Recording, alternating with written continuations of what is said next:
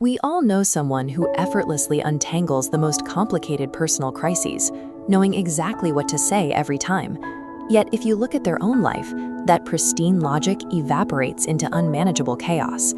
Society often labels this behavior as hypocrisy, assuming they simply refuse to practice what they preach. This assumes a contradiction, but the flawless advice they give and the chaos they live in emerge from the same psychological root. To understand how this works, we must look at the high-pressure environment where their problem-solving skills were forcefully forged. For many of these individuals, development started in reverse. They grew up serving as the emotional caretakers for the adults who were supposed to raise them. Psychologists call this emotional parentification. The child's energy is drained to stabilize the parents. Under intense pressure, the child develops a hypersensitive radar. They read subtle tone shifts and micro-expressions to calm the environment before an outburst. In adulthood, this trauma response hardens into a permanent identity. What onlookers praise as natural, selfless empathy is an ingrained survival mechanism operating on autopilot. This creates a cognitive state called externalized thinking. As shown on the left, when analyzing someone else's life, the brain builds a clean pathway. The external perspective relies on pure logic. It deploys advanced pattern recognition to map out solutions.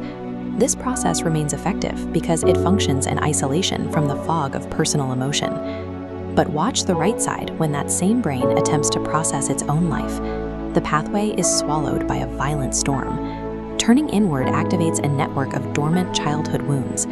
These triggered past traumas act as a lens that distorts the reality of their current situation. The analytical machinery hits a total cognitive hijack, leaving them stuck in emotional overwhelm. Paralyzed by their own life, they reflexively retreat back to solving other people's problems because the mechanics of helping feel safe. This internal gridlock is a functional, temporary blindness caused by their own history. Relentless helpfulness carries a subconscious motivation. It acts as a distraction. Without a crisis to untangle, they are forced to sit in the quiet. In that silence, they must face the heavy, unhealed parts of their own reflection.